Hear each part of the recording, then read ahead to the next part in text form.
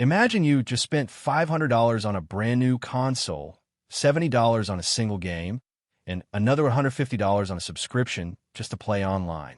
Suddenly, you realize you can't even use the TV because someone else is watching a movie. This is the frustrating reality of gaming in 2026. For a long time, the PlayStation Portal was called a useless accessory or a glorified screen.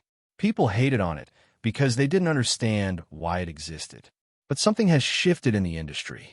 As prices skyrocket and our free time shrinks, this weird little device is starting to look like the smartest move Sony has made in years. It's not just a remote play screen anymore. It's becoming the ultimate bridge between your life and your games. Gaming is in a very strange place right now. Everything is getting more expensive, and it's happening fast. We aren't just talking about subtle price hikes. Consoles are pricier than ever. Handheld gaming PCs are launching at astronomical costs that would have seemed like a joke a few years ago. We are seeing $70 games become the absolute bare minimum, with some publishers even testing the waters at $80. It feels like every time you want to play a game, the industry asks you for more money up front. Even the basics, like controllers and headsets, are following this trend. On top of that, subscription services like Xbox Game Pass are hiking their rates every few months. If you want to be a hardcore gamer today, you need deep pockets. This is exactly where the PlayStation Portal finds its sweet spot. At a $200 price point, it occupies a space that almost no other modern gaming hardware can touch. For people already in the PlayStation ecosystem, it's a way to unlock the value of what they've already bought. But here is the real kicker. The Portal is no longer just a leash for your PS5. When it first launched, you needed your console turned on to do anything. Today, thanks to the integration of cloud gaming, that has changed. You can now stream PS Plus games directly from Sony servers. You can play supported titles you own without even touching your console. For some people, the Portal is actually becoming their primary entry point into the PlayStation world. The biggest surprise for most users is how good the technology has become. You would think that streaming a game from a server hundreds of miles away would be worse than streaming it from the console in your living room. Surprisingly, many players find the cloud streaming experience on the Portal to be more stable than local remote play. Sony has optimized the performance to reduce stutter and lag significantly. It feels snappy and responsive. If you're a fan of physical media, the device still shines. You can pop a disc into your PS5, walk to another room, and keep playing. It removes the friction that usually stops us from gaming. You don't have to wait for the TV to be free or sit through a long boot-up process. You just pick it up, and you're in the game.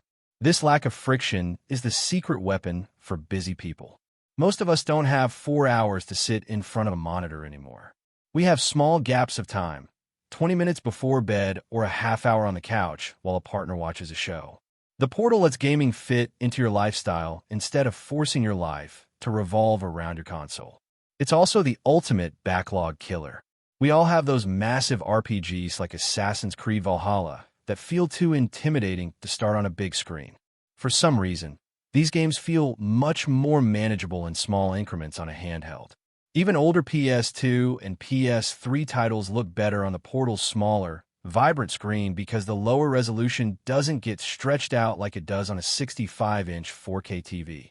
Looking at the broader industry, the hardware arms race is hitting a wall. Developing high-end chips and memory is getting harder and more expensive.